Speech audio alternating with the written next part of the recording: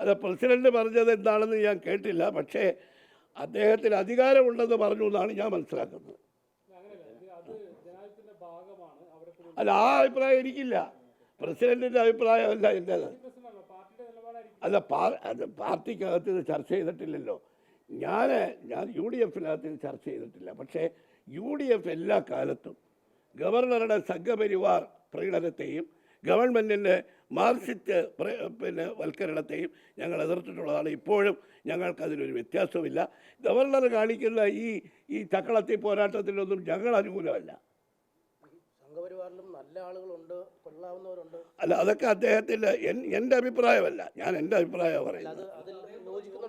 ഇല്ല, ഞാൻ അതിനോട് യോജിക്കുന്നെങ്കിൽ ഞാനിങ്ങനെ പറയില്ലല്ലോ. അദ്ദേഹം എന്താ പറഞ്ഞതെന്ന് എനിക്കറിയില്ല. നിങ്ങൾ പറയുന്നതിൻ്റെ അടിസ്ഥാനത്തിൽ പറയാം. അത് ഒരിക്കലും ആ അഭിപ്രായം എനിക്കില്ല. അല്ല, എനിക്ക് ആ അഭിപ്രായമില്ല. അതാണ് എൻ്റെ അഭിപ്രായം. യോഗ്യതയുണ്ടോ യോഗ്യതയില്ലയോ എന്നുള്ളതല്ല. സംഘപരിവാറുകാരെ തെരഞ്ഞു പിടിച്ച് യൂണിവേഴ്സിറ്റിയിൽ കുടിയിരുത്തുന്നു. മുഖ്യമന്ത്രി മാർക്സിസ്റ്റുകാരെ മാത്രം നോക്കി തെരഞ്ഞു പിടിച്ച് അവിടെ കുടിയിരുത്തുന്നു. ഇത് രണ്ടിനും ഞങ്ങൾ ഒരുപോലെ എതിരാണ്.